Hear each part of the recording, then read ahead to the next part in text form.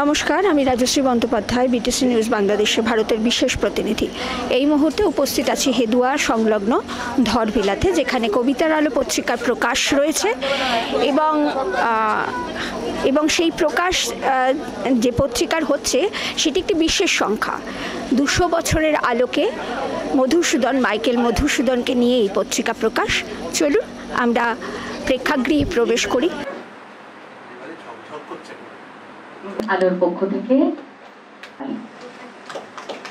কবিতার আলো সম্মাননা 2023 কবিতার আলো সম্মাননা। তাদের বিষয় নির্বাচন বা কবিতা নির্বাচন সমঝোতা করেন না উনি লেখাতে। এটা আমার কাছে খুব ভালো লেগেছে, কারণ যে কারণে আমরা এখানে সকলে একত্রিত, সেই বিশেষ কল্পিত এখনই বৈজয়ন্তর ডাকে এসেছি এই কারণেই যে ওর সাথে আমার যতটুকু কথা হয়েছে, আমি যতটুকু তাকে চিনি, আমার দুটো জিনিস খুব ভালো লাগে। বৈজয়ন্তদা থেকেই কবিতার আলোর সঙ্গে আমার পরিচয়টা কিভাবে, বুক ফেয়ারে বৈজয়ন্তদা বসেছিলেন, হঠাৎ আমাকে বলেন, এই মেয়ে আমাদের একটা পত্রিকা বেরিয়েছে, কেন শুরু হলো। সেই যে আমি শুরু করলাম, এখন কিন্তু কবিতার আলো আমার নিজের সংসার। বৈদুর্য শরীর জুড়ে তার রবীন্দ্রগান, বৈদুর্য গো শরীর জুড়ে তার রবীন্দ্রগান। ওই গাও কি, ওই কণ্ঠ অন্তরা ছুঁয়ে সঞ্চারিতে এমন যেন ধিমি ধিমি মাদল বেজেছে পাহাড় চূড়োয়। চাঁদ ডুবে গেলে সর্বনাশের খুব নিকটে বসে অপান্ত এক কবি নিত্য নিয়মিত কর্ম সহচরীটির একগাল হাসি নিয়ে প্রবেশ, খোঁপায় উঁকি ঝুঁকি একটি রক্তগোলা। সেদিকে অবধারিত নজর যেতেই কলকল উচ্ছলতায়, ও বৌদি টেরেনে অবিন্দ জয়ন্তী হইল গো। হাততালিতে কারপত্র করবেন না।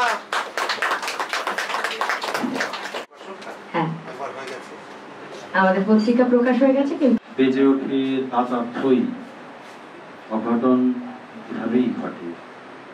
কবিতার আলোর আরো একটি সংখ্যা প্রকাশিত হলো। এই মুহূর্তে যত ছোট পত্রিকা বেরোচ্ছে, লিটল ম্যাগাজিন বেরোচ্ছে, কবিতার আলো তার মধ্যে একটি অত্যন্ত উল্লেখযোগ্য পত্রিকা। তোমার কাছে যাব বলে একটি নীল দিগন্তের ট্রেনে উঠে বসেছিলাম। উঁচু উঁচু মেঘের মতো পাহাড়ের ভেতর দিয়ে, কুয়াশা ও সুড়ঙ্গের ভেতর দিয়ে, তুমুল বৃষ্টির মধ্যে দিয়ে ট্রেন চলছে। তার প্রবন্ধ, নিবন্ধ এসবই কালেক্ট করে অধিকাংশ ভালো পত্র পত্রিকাগুলি ছাপা হয়। কম সংখ্যক পত্রিকার একটা নির্দিষ্ট অভিমুখ আছে। আমরা দাবি করি আমাদের অভিমুখ আছে এবং সেই অভিমুখে আমাদের পত্রিকা উল্টে লিখে দেওয়া আছে। 100 বছরের কবিতার যে পরিভাষার যে বিবর্তন মাপ, সেগুলো আমরা ধীরে ধীরে তুলে ধরার চেষ্টা করি এবং সময়ের পরিপ্রেক্ষিতে বহু কবির বহু ধরনের যাপন এবং তাদের লিখন বৈশিষ্ট্য নিয়ে তুলনামূলকভাবে সেটা আমরা দেখাইও। জন্মবর্ষে মাইকেল মধুসূদনকে নিয়ে চর্চা, কারণ আমরা মনে করি বাংলা সাহিত্যে আধুনিক কবিতার যুগপুরুষ হলেন মাইকেল মধুসূদন দত্ত। সম্পাদকের নামটা দেখে বলেছেন, রমা তার নিজস্ব বিশ্লেষণ বলেছে, বাকিরাও বলেছেন, কমলদাও বলার চেষ্টা করেছেন। আমি একটা কথা বলব, আমি একটা জিনিসে বিশ্বাস করি যে কোনো একটি সংগঠনকে চালিয়ে নিয়ে যেতে গেলে দায়িত্ব অন্যদের দিতে হয়। আমি যদি একাই সিংহাসনটি প্রবহমানতার জন্য আমি যদি একাই সিংহাসনটি কক্ষিগত করে রাখি, তাহলে তা দীর্ঘমেয়াদী হবে না, এটা আমি লিখে দিতে পারি। যে পথে বিগত 5 বছর কবিতার আলোকে চালিয়েছে, আমি নিশ্চয়ই সেই পথে কবিতার আলোকে চালাবার চেষ্টা করব। জানি না কতটা এক্সপেকটেশন আমি ফুলফিল করতে পারবো, কিন্তু আশা করি পরবর্তী সংখ্যা থেকে আপনারা কবিতার আলোকে এভাবেই দেখতে পাবেন। ভালো খারাপ আপনারা সমালোচনা সবসময় করবেন, কারণ আমরা ভালো খারাপ নিতে এবং ভালো খারাপ শুনতেই কিন্তু এই জগতে এসেছি, লিটল ম্যাগাজিন আন্দোলনের সঙ্গে জড়িয়ে গেছি। চোখের জলে ঝরে পড়ে সব স্বপ্ন এক ছাপ শূন্যতার বলাকারা উড়ে গেলে, বিকেলে সব রোদ নিভে যায়।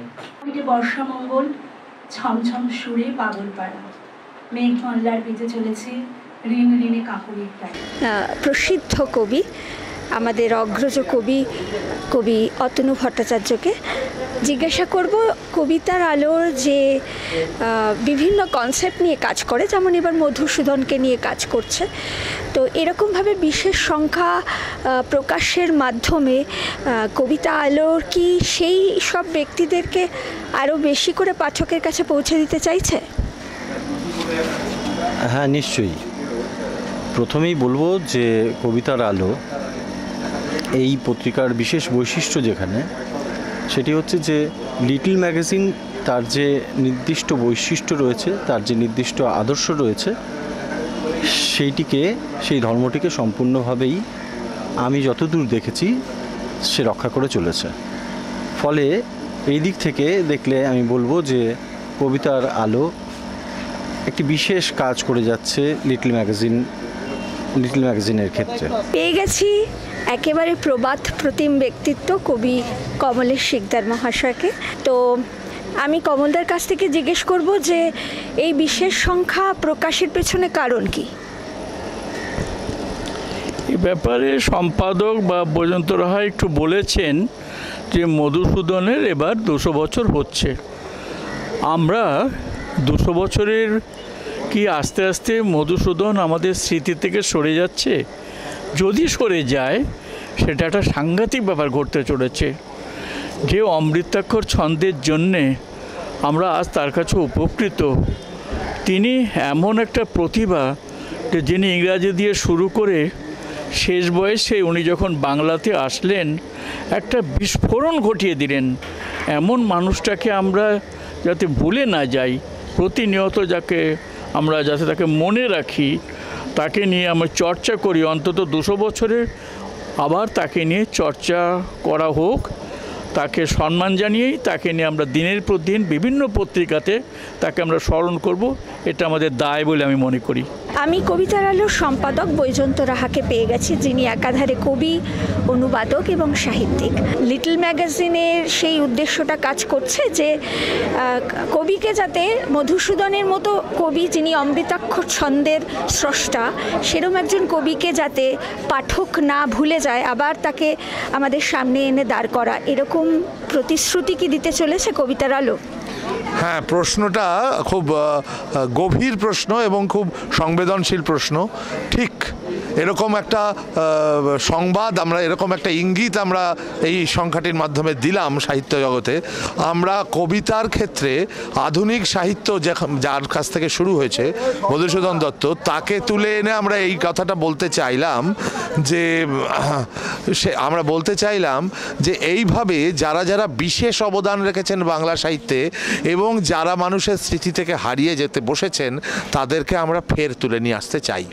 কারণ সাহিত্য পাঠক, বাংলা পাঠক যেন ভুলে না যায় যে গত 200 বছরের যে ধারাবাহিক বাংলা সাহিত্যের পথ চলা, তাতে কত মানুষ কত কাজ করে গেছেন।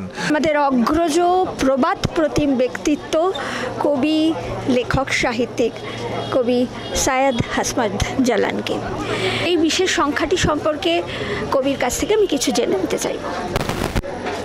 খুব ভালো লাগলো যে কবিতার আলো মাইকেল মধুসূদন দত্তের 200 বছর পূর্তি উপলক্ষে একটি সংখ্যা প্রকাশ করলো। আমার একবার পাতাগুলো উল্টে দেখে যা দেখলাম, তার একেবারে ছেলেবেলার থেকে শুরু করে পরিণত বয়সের লেখালেখি পর্যন্ত তাতে আলোচনা করা হয়েছে।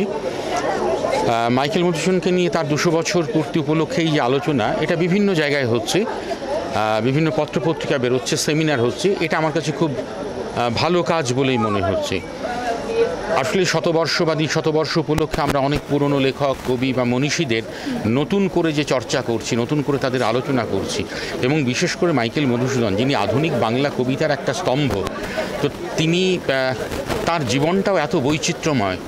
তার ধর্মান্তরিত হওয়া, তার ইংরেজি ভাষায় কবিতা লিখবেন বলে পরে আবার বাংলায় ফিরে আসা, এবং তার সঙ্গে বিশেষ করে ঈশ্বরচন্দ্র বিদ্যাসাগরের যে সম্পর্ক, এটা বিশেষ করে আমি তো মনে করি যে আজকে যে বিদ্যাসাগরের মতো মানুষ, এবং কেনই বা সেরকম একজন মানুষ মাইকেল মধুসূদনকে তিনি কেন অর্থ দিয়ে সাহায্য করেছিলেন। আমরা জানি মাইকেল মধুসূদন খুব বেহিসেবি ছিলেন, কিন্তু তিনি করেছিলেন কারণ উনি বুঝতে পেরেছিলেন যে মাইকেল ছিলেন একটা অত্যন্ত প্রতিভাবান একজন সৃজনশীল মানুষ। কবিতার আলোর অনুষ্ঠানে আজকে কবিতার আলোর সম্মান যিনি পেলেন, কবি রমা সিমলাই, তাকে পেয়ে গেছি। এবং কবিতার টানে তিনি গপুকে একা বাড়িতে রেখে আসতে পারেননি বলে কবিতার টানে গপুকে নিয়ে হাজির। তার এই সম্মাননা আমাদেরকে ভীষণ আপ্লুত করেছে। আমি জানতে চাইব দিদির কেমন লাগছে এই সম্মাননা পেয়ে, তাও আবার কবিতার আলোর মতো একটি পত্রিকা, যাকে ধরা যায় যে লিটল ম্যাগাজিনের সমস্ত বৈপ্লবিক এবং গঠনমূলক কাজগুলো করে চলেছে অনবরত। সম্মাননা বিষয়টি আসলে ওই সম্মানের সঙ্গে জড়িয়ে আছে। তো এটা কেমন লাগছে বলার আগে আমি একটা ছোট্ট গল্পে যাই। আমি যখন খুব ছোট ছিলাম তখন আমি হাতের লেখা লেখে কাকুকে, পাশের বাড়ির কাকুকে দেখালাম। তিনি বললেন, আরে বাবা, এত ভালো হাতের লেখা তো আমি দেখিনি কখনো। ব্যাস, আমি সেইটুকু আনন্দ মাথায় নিয়ে সারা বিকেল হাতের লেখা লিখে গেলাম আর কি। মানে ছোটবেলায় এই ব্যাপারটা ছিল, বড় হয়েও কিন্তু এই ব্যাপারটাই রয়ে গেছে। সম্মাননা পেতে সবসময় ভালো লাগে। আর সেই সম্মাননা যদি আমার নিজের পরিবার, মানে কবিতার আলো, আমার নিজের এক শ্রদ্ধার দাদা বৈজয়ন্ত দা, আমার কাছে কবিতার প্রপিতামহ ভীষ্মদেব, কমল দে শিকদার, এদের হাত হয়ে আসে, কৌশিকের হাত হয়ে আসে, অদিতির হাত হয়ে আসে, তাহলে সেটা একটা অন্য রকমের আনন্দ হয়। আমরা কিছু বিশেষ সংখ্যা বার করব অবশ্যই, সেটা যেভাবে আসবে আমরা সেইটাকে গুরুত্ব দিয়ে সেই কবিকে তুলে ধরে, হ্যাঁ, সেই সংখ্যাটা অবশ্যই কবিতার উপরেই হবে, কবির ওপরে। যেহেতু আমাদের পত্রিকার মূল হচ্ছে কবিতার পত্রিকা, সেই জন্য আমরা কবিকেই ধরব। যে কবিতার আলোর মতো একটি পত্রিকা যেটা সাহিত্য সমাজকে আলোকিত করে রেখেছে, সেরকম একটি পত্রিকার দায়ভার তোমার কাঁধে তুলে নিতে কীরকম লাগছে এবং কতটা সে বিষয় নিয়ে তুমি কীরকম অনুভব করছো, ভীত কিংবা কনফিডেন্ট, কোনটা? প্রথমেই রাজশ্রীদিকে এবং পুরো টিমকে আমার তরফ থেকে শুভেচ্ছা জানাই। এবং এই যে আজকে একটা পালা পরিবর্তন হিসেবে সবাই দেখছেন যে একটা নেতৃত্ব পরিবর্তন, আসলে এটি নেতৃত্ব পরিবর্তন বলে আমি মনে করি না।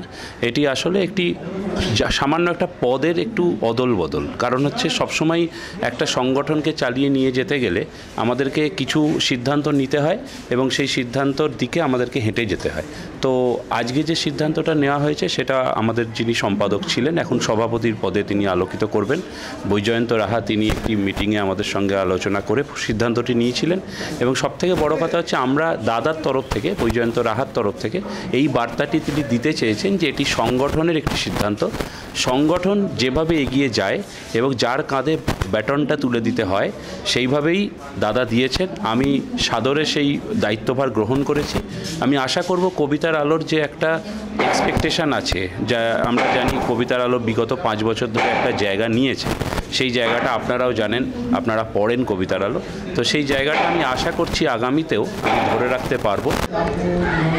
আমি রাজশ্রী বন্দ্যোপাধ্যায়, বিটিসি নিউজ বাংলাদেশের ভারতের বিশেষ প্রতিনিধি। এতক্ষণ ছিলাম কবিতার আলো পত্রিকা প্রকাশে এবং সেই প্রকাশ অনুষ্ঠান শেষ হলো।